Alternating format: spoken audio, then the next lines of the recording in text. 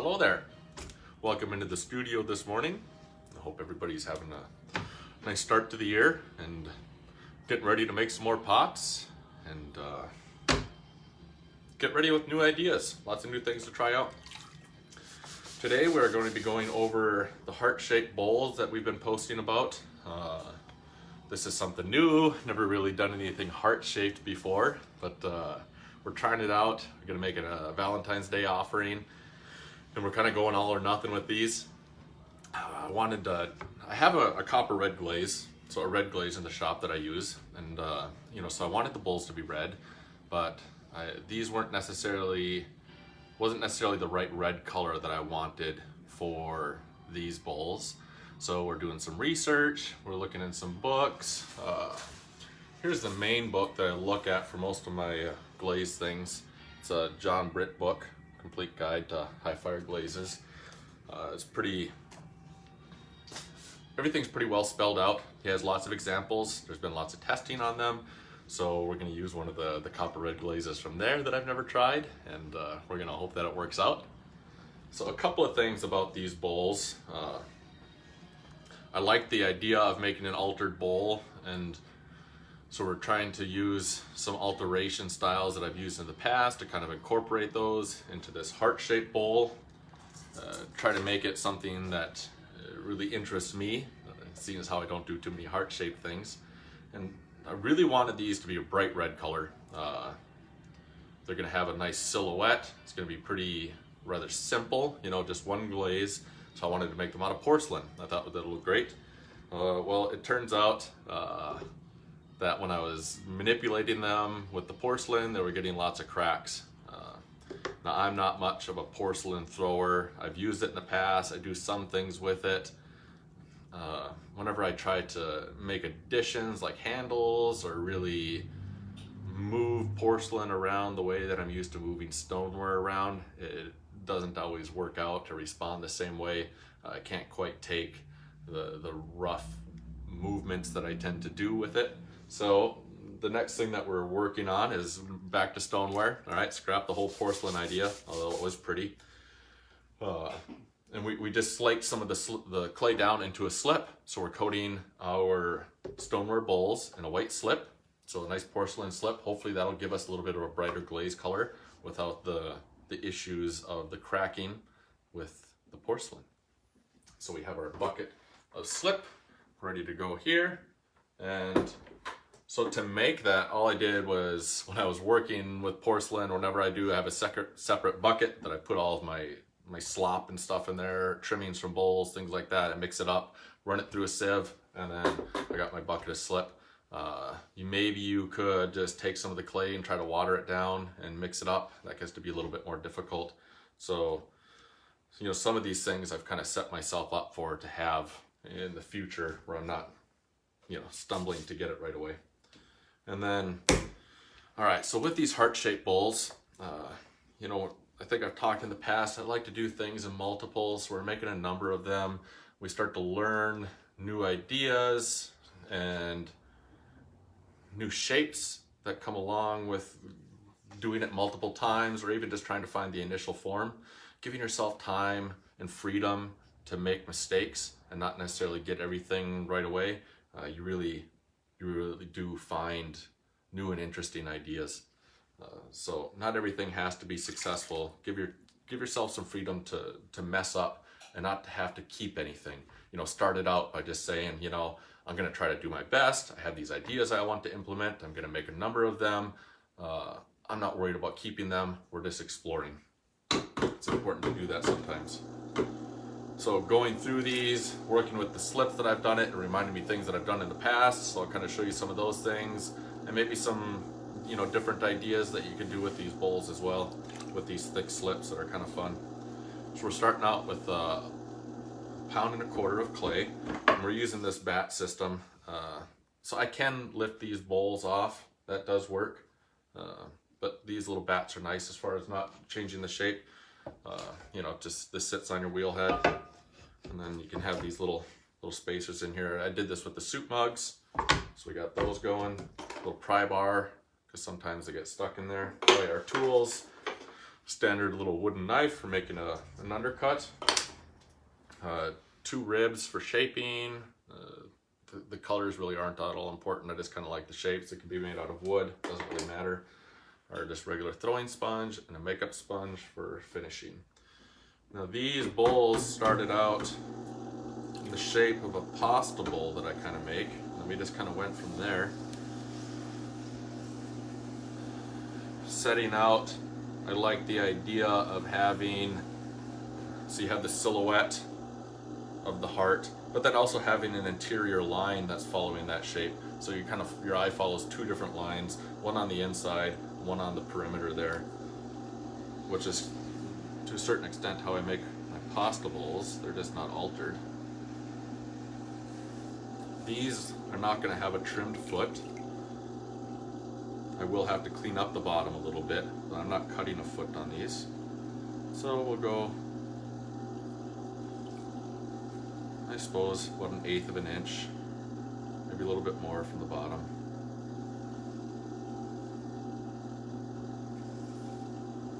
The clay I'm using is really soft, so we'll see how everything goes. I'm down to recycled clay in the studio now. We're waiting on another clay shipment. Hopefully that comes in today. So we're going to compress this really well. I know these start out pretty shallow. That's kind of how I start things. Might be a little strange. But right off the bat, these are rounded in a bowl shape. I'm not starting out with any hard corners. You know, a bowl needs to be a bowl from the beginning. With smaller bowls, or it's not smaller bowls, any bowls, I really like to make them in a limited amount of moves as far as getting the shape, the interior of that set. If I overwork it, I tend to get, like, you sometimes get what's called a beginner's hump with your bowls. If I have to overwork it, those really get accentuated. These just have a nice rounded rim. I'm not doing any big thick rims or anything like that. Just kind of a nice line at the top of the pot. Don't want it too thin. So when I was making these, you know, I made 50 or 60 of them. I threw them to a pointer so they're all going to be the same size. So when they're online, everybody can be sure that they'll be the same. But right now, I'm not too concerned about any of that. All right. So we're going to put in our shape. I usually flare out the rim right away. Get that set down. I'll slow the wheel down a little bit. I can always push the bowl down more when I'm shaping it. It's really hard to bring it back up. So now I'll put the rim down just a little bit more. What I'm trying to do here, I'll see if I need to change the camera angle. I'm trying to make a nice line between the bowl shape and then the rim. Now this bowl, you know, like I was saying, is pretty much what I do for a pasta or a stew bowl. You know, you can hold the piece from here, from the edges.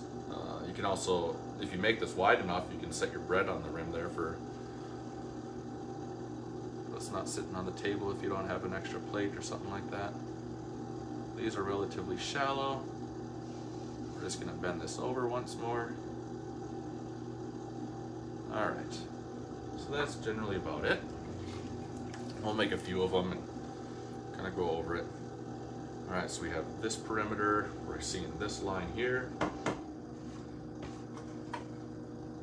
Right away, I'll make an undercut on the bottom. All right, now we have our bucket of slip.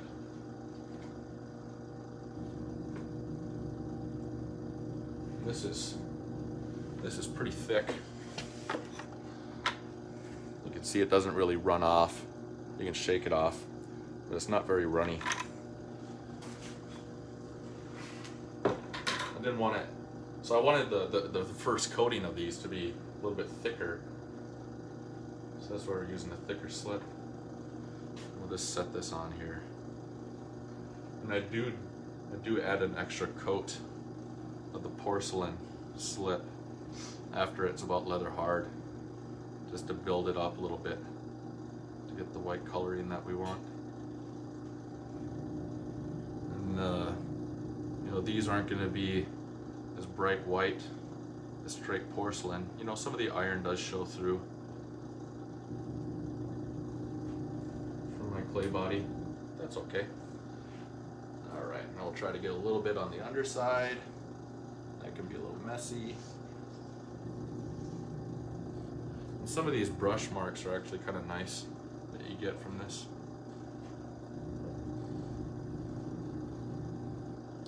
All right, so I'm going to come up one more time and just hold it right there. And hopefully that creates just a small line for our bowl. I can try moving this a little bit closer. I'll come down so we can see the piece a little bit better here when I'm going to alter it. There we go. All right, so that's the throwing part. And now the altering, so the top of the heart like that, and we just come around and something like that. So just two quick little moves.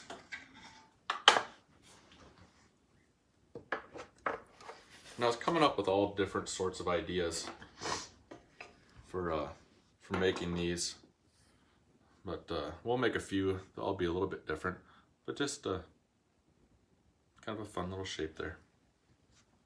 And if you want, you can try to elongate that a little bit more. The more you do, you'll tend to overwork it. So let's make a couple more of the heart-shaped bowls, and then we'll just make a few more pieces that are just altered bowls. Kind of some ideas that I was getting while making these and working on them. Alright, so clay centered, moving down.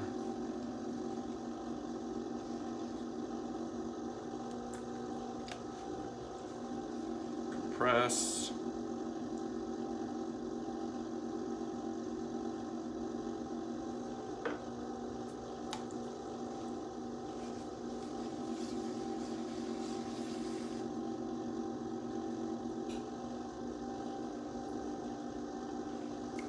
These can definitely be translated to a larger size. It's nice working with this amount of clay to work through ideas that you're trying to figure out, so you're not spending a whole bunch of time trying to center 5 pounds of clay, kneading that up. That can be a little bit time consuming and somewhat wasteful. But these can definitely be scaled.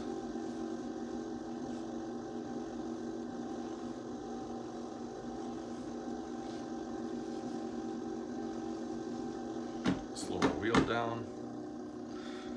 So whenever I'm shaping a bowl, I kind of go back and forth. I'll spread the rim out and then start to belly the bowl a little bit and then spread the rim out again. It's kind of a play back and forth.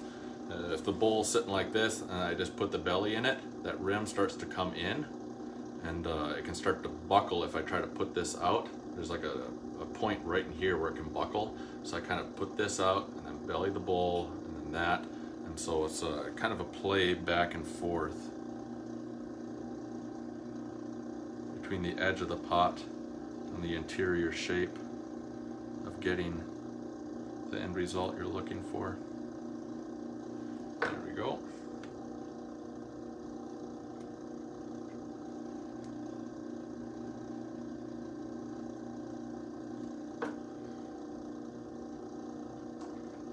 Little bevel on the bottom.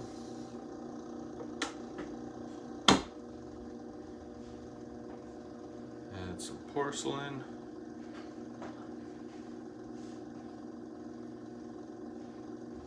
So like I was saying, I was having trouble with the porcelain, getting cracks, not getting the results I wanted. I suppose if I dedicated more time to it, I could have figured it out. I don't think I would have enjoyed banging my head against the wall trying to master porcelain for these bowls that I want. I'm not that concerned about knowing the ins and outs of porcelain in my work. So you just kind of find alternatives. And one thing that I'm liking is you can see the difference between the two clay bodies when you do this white slip and then your stoneware underneath. I think it adds nice depth to it all. So, you know, we kind of learned something there. Just worked with our struggles and found a solution that we were happy with. Hopefully we're happy with the very end of it, with all the glazes. And that all turns out. All right, so we just flip that over. And so where I was running into the cracks was this part. It was cracking right in here. And even this stoneware, which can take a lot more abuse, is still, on a couple of them, it was starting to get a little crack right there. Now, I don't know why, if this was drying much faster than all these other parts, because it was kind of sticking out. If it's just the tension that I'm pushing all the clay particles into right there. You know, like I was saying, I didn't really care to spend a ton of time figuring out why is it cracking. Just kind of move on to a new way of doing it. So hopefully these bowls are still functional.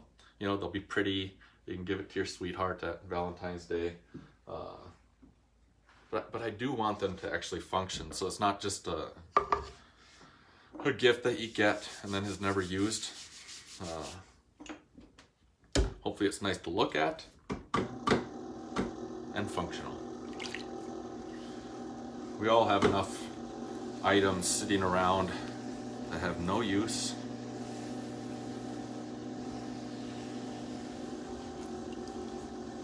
So if we're getting more pots, even if you don't use it, at least you could. I know a lot of people, including myself, will buy functional things and then set them in the cupboard and not use them. Try not to do that with too much.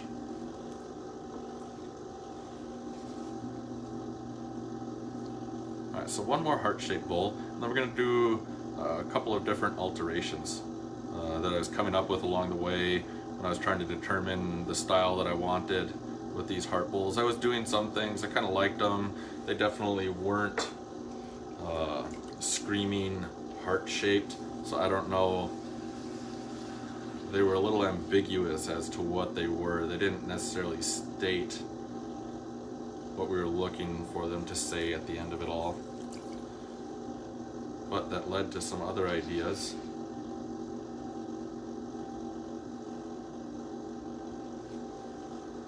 I don't know about you, but I tend to get more ideas in time. All right, so like we have our little bowl here, and like we talked about, you know, the balance of the rim, interior shaped rim. So we're gonna flare this rim out a little bit. And then I'll start slowing the wheel down. So we just made this whole bowl much wider and has more centrifugal force. The outside is moving at a faster speed than the inside. So we're gonna slow our wheel down. We don't want anything falling over. I will support the very bottom down here with my outside hand.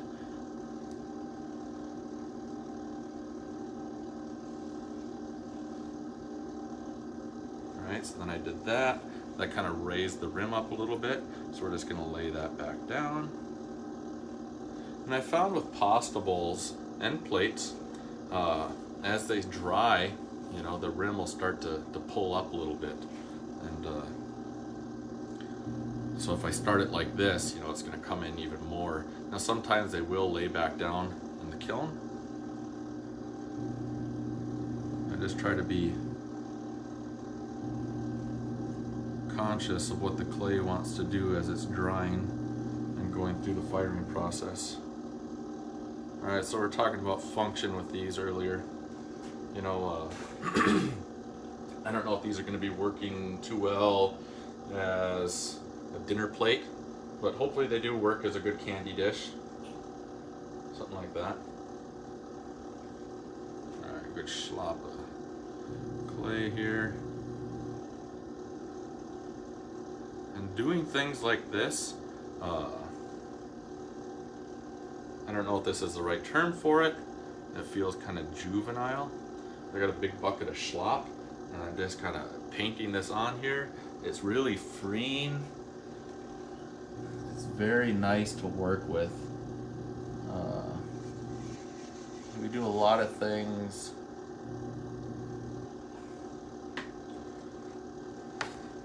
They're very technical. I don't know, it just feels free and childish, and it's nice to feel like that sometimes. Just working with a bucket of slop and then putting it on the pot. It's rather immediate, which is nice. There we go. All right, here's our last heart-shaped bowl. And you do get some nice subtleties, kind of working with the slip and stuff. We'll see if you can see it down here or not.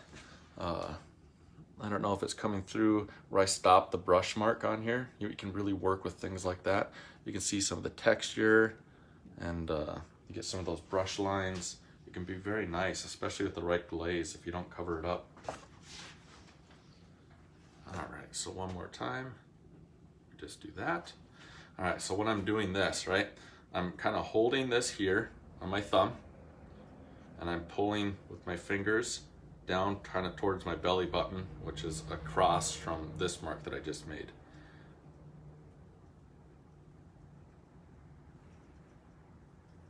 We can do it one more time if we want. There we go.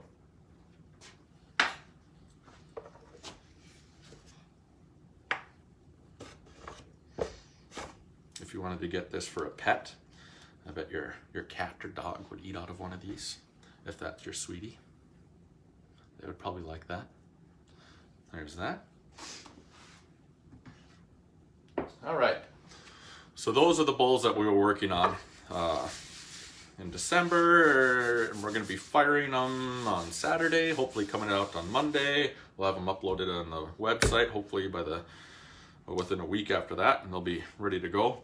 Now we'll go through a couple of things that I learned along the way, different ideas, and something that I forgot from the past that was just kind of wanted to revisit. I have a bad habit of not tracking all these little ideas that you do that are successful, or even if you do, you take a picture of it and then it gets lost in the photo reel of everything. It's hard to remember all these things. There's so much to do, so many good ideas. All right, so these aren't going to be trimmed bowls, no trimmed feet, just flat bottoms. So when we were going through different designs for the heart, just a couple of things that we came up with.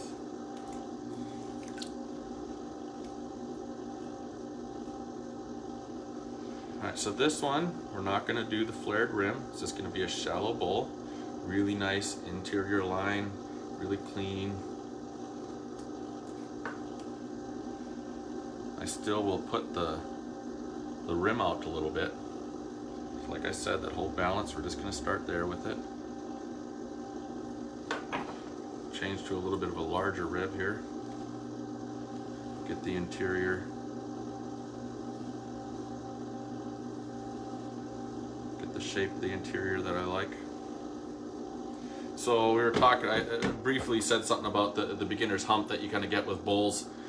And that is a hump that'll occur right about here. So there's clay supporting underneath the pot, and then you lose support at about this part of the bowl here. So what happens is as you're pushing down with the same force, sometimes you'll push a little bit more right here because you're used to pushing this clay, right? You have all this clay that's supporting under here, and then less. So it kind of comes up and then drops down. You'll get this hump there. So we're trying to avoid that. And I don't feel like I've mastered the interior shape of bowls yet. I'm looking forward to it. We'll just keep working on them. All right. So just a nice bowl. And like, so this rim isn't necessarily something that I would normally do in my work. So it may seem kind of silly, but a thin rim on a bowl isn't something I normally do. So we're kind of out of our comfort zone already. Good stuff. All right, so we're gonna put the white in here again.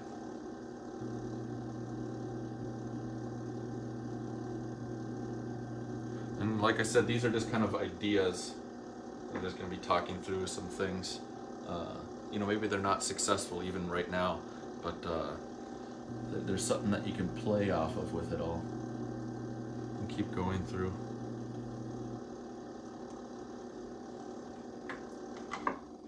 All right, so that last one I kind of used the brush. I just pulled it up. You can kind of see the lines from the brush making marks through it all, which is nice. And then yeah, even something as simple as that, you know? Just making a quick little swipe. I just held my fingers here and kind of came into my thumb. Now this bowl is still very functional. All right, maybe it doesn't stack as well now if you have a dozen of them, because that'll sit there. But it just adds a lot to the form. Just small ideas like that. Keep going through them.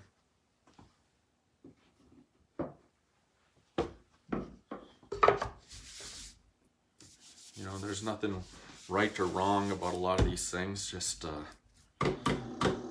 fun things that we're working through. All right, so there's lots of variants on that you can go through. You could use the sharp end of like your wooden knife here. You'll get like a really sharp indent on there. You could just fold it over.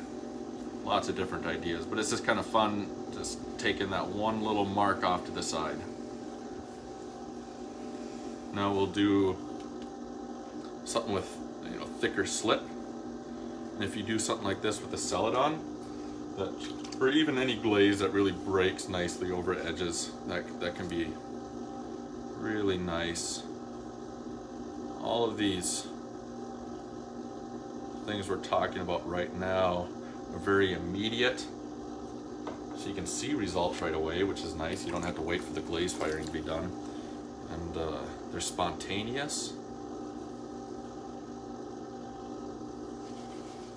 which is fun. And they're relatively quickly done.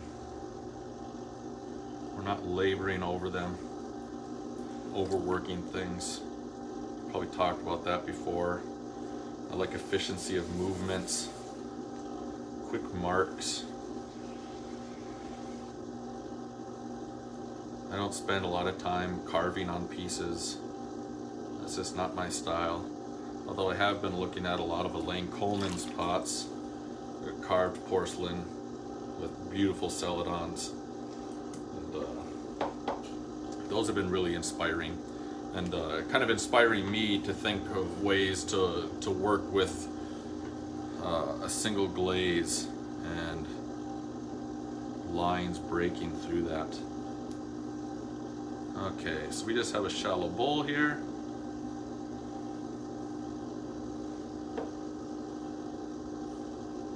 So these, I'm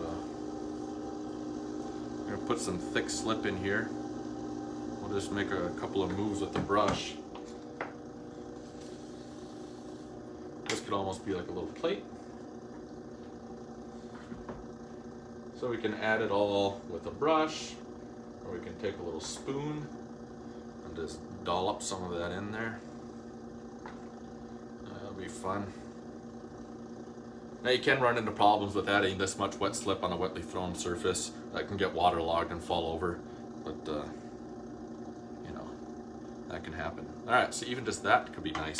You have these ridges created here,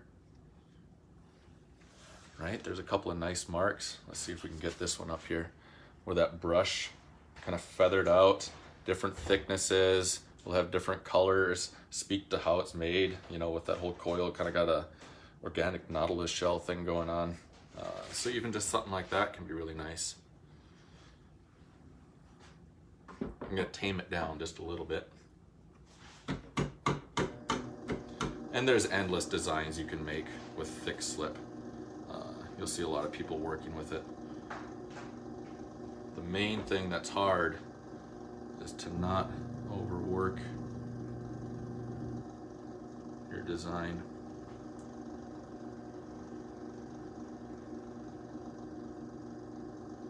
Alright, so you can make funky patterns like that. I just want some of these brush marks just to be a little bit more apparent. So for me, this is about what I would finish with. And this clay will fall down a little bit. Like the slip marks won't be so thick, but just something simple just like that. And you could alter the rim still. All right, so there's endless things you can do with thick slip. You know, just come up with any ideas and play with them. I'm not going to go through all those different ideas, but we're just going to do one more. One more bowl idea that this reminded me of something I saw a while ago. I made a few of these. So it was my stoneware clay, mixed up some red art slip, so just a red clay. So the two colors would contrast really well. And then we just, I did some with a clear glaze, some with kind of a celadon glaze. Bet it would work with a white glaze to be able to see these marks coming through it. This will be the last one we go through, and then I'll let you all get down to yours. So I know you're itching to get in the studio and make your own bowls now.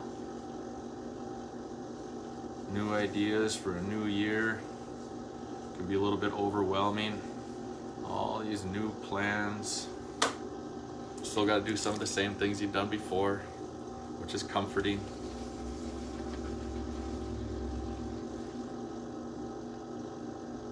But we just got done with our Christmas rush. Take a breath. Come back in. We're excited to be back in here after our Christmas break. We're feeling inspired. We'll be very, very creative for a little while, and then we'll reel it back in just a little bit and see what we've done, see what was successful, and move on from there.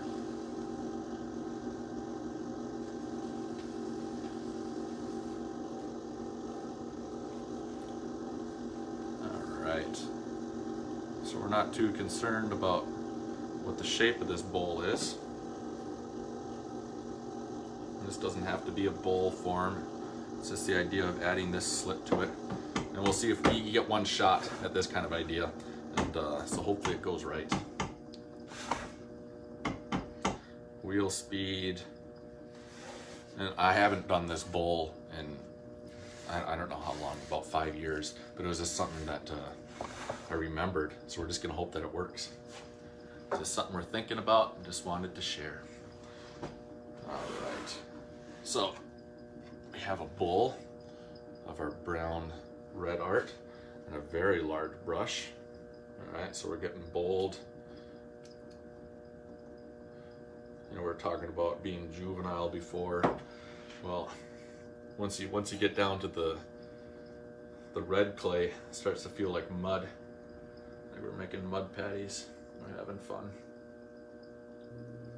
All right, we're gonna slow this down even more. All right, so I think I got it loaded up properly.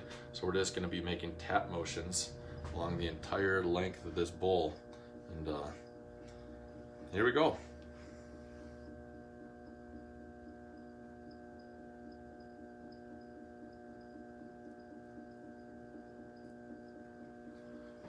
And that's that. Now, if you wanted to, we could, all right, so these lines are really shooting your eye out. There's nothing holding it in. We want to kind of contain this design to a certain extent. I'm going to cover this rim with some of the brown clay, and then just inside a little bit. Hopefully that'll contain our eye within the piece a little bit more. But now we've executed most of the design elements within the piece already, just on the wheel. That was fast. Things where you kind of get one shot and it's got to be right, it can be exhilarating, and it's a lot of fun. So we set ourselves up for a single dip glaze, which is nice, you know? Thinking about things from the very start to how they're gonna finish, you oftentimes make something that's much more successful. And who doesn't like just dipping a single glaze on something and have it all work out? So just a nice bowl there. And you could do this with thick slip as well. You know, just kind of dab your brush along it and you'll get all these ridges with more of a physical texture as opposed to a visual one. So yeah, those are all of our altered bowls, some of the ideas that we came up with through it all. And fingers crossed that this red glaze all works out, that there's nothing strange out, hopefully on Monday. And we'll see y'all next week. Bye.